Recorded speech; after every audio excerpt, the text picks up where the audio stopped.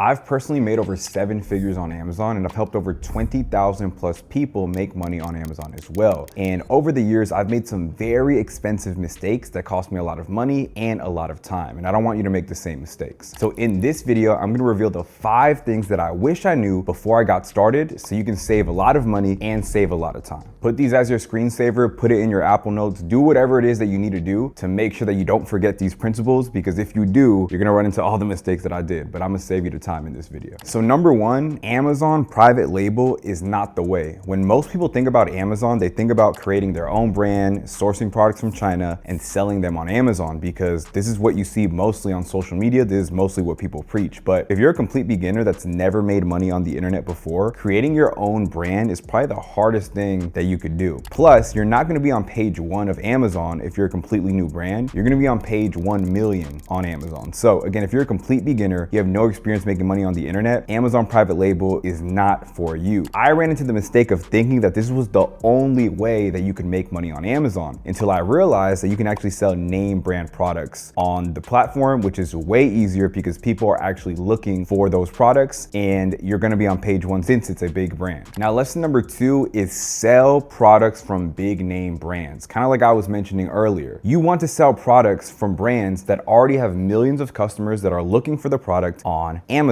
When I first got started on Amazon selling name brand products, I literally made my first sale within 24 hours because the product that I was selling was being viewed by millions of people a day. That would have never happened if I were to have created a private label brand that someone had never heard of before. Just so you understand what I'm saying, brands like Sony, Logitech, Fiji, Nike, Adidas, all these brands allow people like me and you to buy their products at wholesale prices and resell them on Amazon. We're basically doing exactly what Walmart and Target are doing, right? Walmart doesn't own the products that you see when you walk down the aisle. They're buying those products at wholesale prices and then reselling it to the people that are inside of Walmart buying those products. We're doing the same exact thing, but on Amazon. And as you can see already, this is way easier because these brands are reputable, they have millions of customers, and they're on page 1 of Amazon. So again, the main takeaway from this is with this business model, there is no marketing needed. Being on Amazon alone is your marketing, and selling that big brand that already has millions of customers is also your marketing. So no traffic is needed because the traffic is already there. No marketing is needed because the traffic is already there. Lesson number 3, if you want to go the wholesale route, meaning you want to have wholesale accounts with the big brands that I mentioned earlier, brands like Sony, Logitech, Fiji, there is paperwork that is required. For example, if I wanted to go out there and open up a wholesale account with Fiji, I can't just go to their website and fill out the wholesale application and get an account. They're gonna require 2 documents. First one is an LLC, which anyone can get in America. All you gotta do is Google the Secretary of State for wherever you live. So for example, I live in Florida, so I would Google Secretary of State, Florida, and on that website, I would get my LLC. The prices vary depending on where you live, but it's usually like a couple $100. That is the first document you need. Once you get your LLC, the second document you need is your reseller's permit or sales tax certificate. It's called different things in different states, but those are usually the 2 names that they go by. And to get those 2 documents, you're going to go to the Department of Revenue for whatever state you live in. So for example, I live in Florida, so I would Google Department of Revenue, Florida. And on that website, I would get my reseller's permit. In Florida and in Georgia, where I used to live, those documents are free. So it's probably free in your state as well. And if it's not free, it's pretty cheap. Now with those 2 documents, you are now able to open up a wholesale account with a big brand. But I repeat, without those 2 documents, you will get rejected every single time. And lesson number 4 is you have to understand which Amazon model is best for you. So when it comes to selling name brand products on Amazon, since private label is completely out the question because we understand that it's not the best if you're a beginner, it requires a lot of money, you're selling products from China, it's just really not sustainable. So now that we're selling name brands and we know that's the way, there's actually 3 models that you can go about doing that method. So there's wholesale, which we just discussed, which is when you open up a wholesale account directly with the brand. Then there's online arbitrage, which is when you're finding discounted products on the internet and reselling them on Amazon. And then there's retail arbitrage, which means you're going into stores like Costco, Sam's Club, Ollie's, discount stores, scanning products with the Amazon seller app, again, finding discounted opportunities and then reselling them on Amazon. And if I were to rank them by budget, Wholesale would be at the top. You need the most money to do Wholesale because these brands, when you open up a Wholesale account with them, they have what's called an MOQ, which stands for minimum order quantity. If you open up a Wholesale account with Fiji, they're not just gonna let you order one Fiji 24 pack. It's gonna be at least 100 units of that product or more for you to do business with these brands. So unless you have capital, I would say at least like $2,000 plus, Wholesale probably isn't for you. Now, online arbitrage and retail arbitrage, you can start with any budget because you can find a profitable product on a website and they're not gonna force you to order 100 units. You can order one, you can order two. So you can really start with any budget. Now, the only difference is online arbitrage has a little bit more leverage because you're able to do this from home anywhere in the world. Retail arbitrage, you have to physically go into the stores. Now, I will say this, retail arbitrage has the best profit margins because when you go into stores like Costco, Sam's Club, Ollie's, you're gonna be able to find things that are 50, 60, sometimes even 70% off, especially when we're talking about discount stores like Ollie's. They have crazy deals in there that you won't be able to find online and that these brands, when you have Wholesale accounts, won't give you. So retail arbitrage, I would say, is the best method if you are a complete beginner and are willing to, get your hands dirty, go into those stores and scan some products because you will find some great deals. And then you can ascend into the other business models. So I would say the perfect model if you're a beginner, the perfect step-by-step blueprint is start with retail arbitrage, get your feet wet, then advance into online arbitrage. So you're just basically doing the higher leverage version of retail arbitrage, and then eventually get into Wholesale. Now, the last lesson is understanding how Amazon's fulfillment method works. And they have two. They have Amazon FBA and Amazon FBM. Now, FBA stands for Fulfillment by Amazon, meaning you can actually leverage Amazon's infrastructure, their warehouses, their employees, and have them ship out all of your products and hold your inventory for you. But that does come with some costs. Let's say I had a Wholesale account with Essentia and I ordered 124 packs from Essentia. I don't actually have to hold those in my crib. I can actually have them ship those straight to Amazon's warehouse, and every time I get an order, Amazon will ship it to my customer. In fact, over 60% of the products on Amazon are sold this way. You're not buying from Amazon, you're not buying from the brand, you're buying from someone like me who has their inventory stored in Amazon's warehouse, and then when you purchase, Amazon shipped it directly to you. And to do this, they are gonna take anywhere between 15 to 30%, whatever the price of that product is. So you are gonna have to pay Amazon what's called Amazon fees if you're doing the FBA model. Now, the FBA model, I love it because again, it allows you to work from anywhere, because I could travel to Mexico right now, and as long as my inventory is in Amazon's warehouse, I could be getting sales in Mexico and Amazon is still fulfilling all of my orders. I am still getting paid. So with Amazon FBA, you are gonna pay more fees, but you have more freedom, time freedom, location freedom, more leverage because you're leveraging Amazon's infrastructure. Now, Amazon FBM stands for Fulfillment by Merchant. The merchant is you, meaning you are fulfilling your own orders. So for example, if you order 100 Essentia 24 packs, those are gonna have to be stored in your house, or if you have a warehouse, they're gonna have to be stored somewhere that you own, right? So if you get an order, you have to go and physically ship that order yourself. I started out doing FBM because FBM actually has lower fees. Let's say you're selling one product and it's a $10 profit product when you do FBA. It'll probably be a $15 profit product if you're doing FBM. So you do save a little bit more on fees when you're doing FBM. It doesn't have as much leverage as FBA. So let me explain. You can't just travel to Mexico and be doing FBM, because if your inventory is at home and you get orders and you don't ship out those orders, they're just gonna stay at your crib, and then Amazon's gonna flag your account because you didn't ship out the orders when you were supposed to. Also, you're gonna run into a moment where you're gonna really have to switch over to FBA anyways, because let's say you get to the point where you're getting 100 plus orders a day or 1,000 plus orders a day. You can't physically do that yourself. It's gonna be impossible unless you hire help. But at that point, you might as well leverage Amazon's warehouse. So when you're starting out, make sure that you pick what makes sense. If you have more capital, you wanna have a business that's more passive, FBA is the way. But if you don't have that much capital and you're trying to get your money up, go FBM,